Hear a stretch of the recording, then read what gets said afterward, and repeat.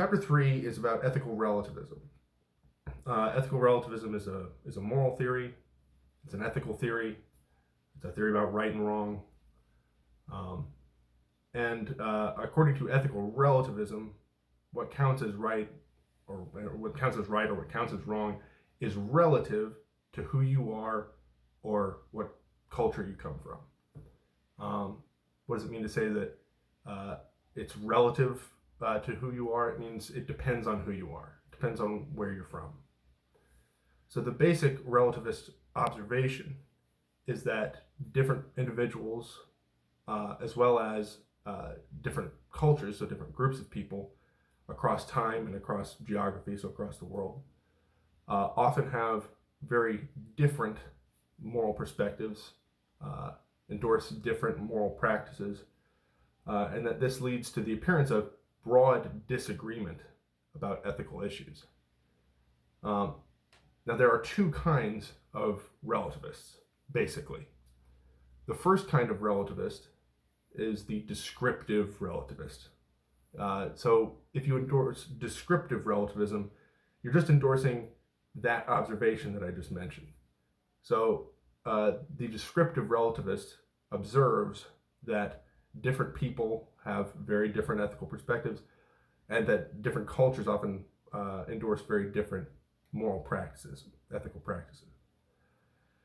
A very common example you'll see in some older intro to ethics texts is the example of the practice of infanticide among Inuit peoples, and this is obviously this is occurring quite a long time ago, but in traditional Inuit cultures, when things got really tough and resources were very, very scarce, and obviously, so the Inuits, if you don't know, it's not politically correct to refer to them as Eskimos, but a lot of people do know about their culture as Eskimos, so they're northern dwelling indigenous people who have to deal with a lot of very harsh climate realities up there, and have a hard time acquiring food, etc. So you can understand how sometimes the life of an Inuit person would be kind of on a razor-thin margin. Well, sometimes it would come to pass that there would be so little food to go around that it just wouldn't be possible for the group to support all the members of the group. So sometimes in those particular circumstances, it would be an acceptable practice to drown, I believe, or kill one of the group's infants. Now, obviously, to us that might sound very alarming, and we might disagree with that practice on a moral basis. And what the descriptive relativist is observing is that difference. And that's really all that descriptive relativism has to say. Descriptive relativism is a description. It's a descriptive theory. It's not really an ethical or normative theory. The descriptive relativist is just pointing out that different people have different ethical perspectives. Now, a stronger version of relativism arises out of descriptive relativism, and that would be meta-ethical relativism. What does it mean to say that a theory is meta-ethical? Well, if it's meta-ethical, then it sort of concerns the sort of fundamental subject matter of ethics. It's sort of defining the playing field of ethics, almost.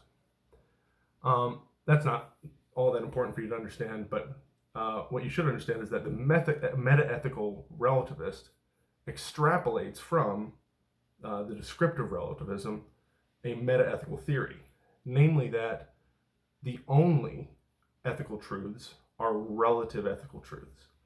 So there's only, you can only really ask questions about morality from within a particular cultural context, or as we'll talk about when we talk about the subjectivist side of relativism, the subjectivist would say you can only really ask moral questions at the level of an individual's perspective.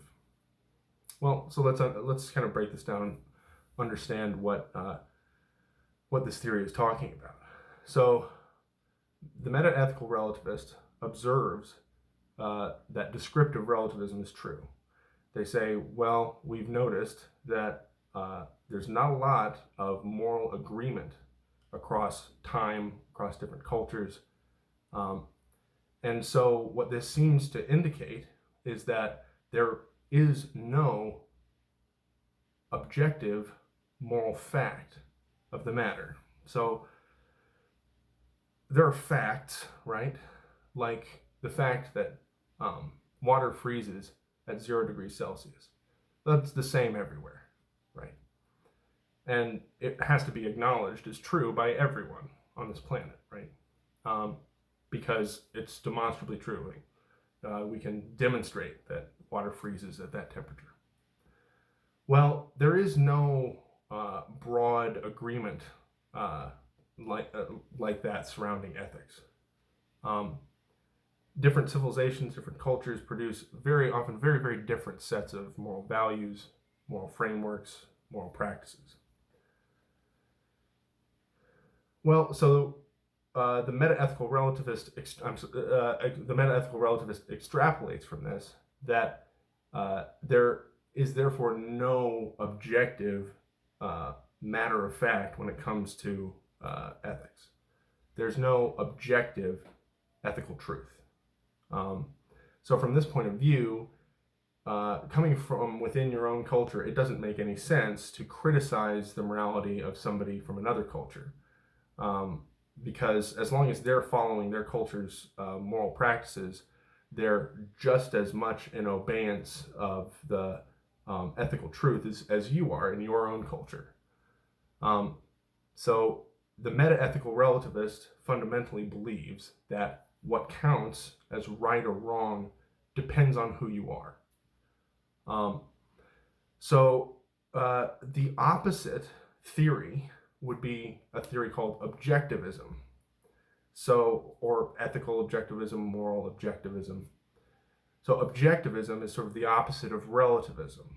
According to relativism, all ethical truth is relative. According to objectivism, there is real objective ethical truth.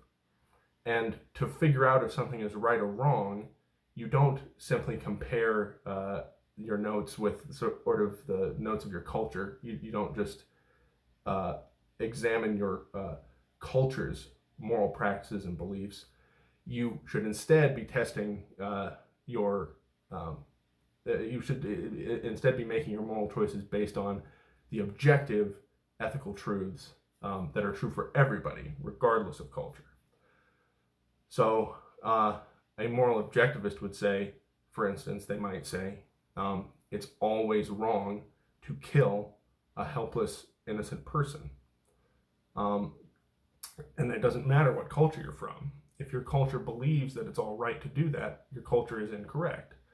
There might be some understandable reason for why their practices differ from the objective moral truth, but nonetheless, if a culture disagrees with the objective moral truth, it's just wrong.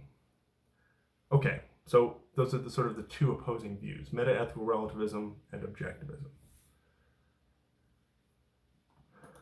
All right, well, why be a relativist? Well, so I mentioned that we all share a kind of a relativist intuition that's displayed when we point out the differences between cultures. And our desire to be tolerant, perhaps, our desire not to be arrogant, sometimes can motivate us to form this belief based on those differences that we really don't have any right to criticize individuals from another culture just because their culture's moral beliefs differ from our own. So that insider observation that you might have, that's this sort of one of the main reasons why you might become an ethical relativist. It seems to make sense given that landscape of differing ethical opinions.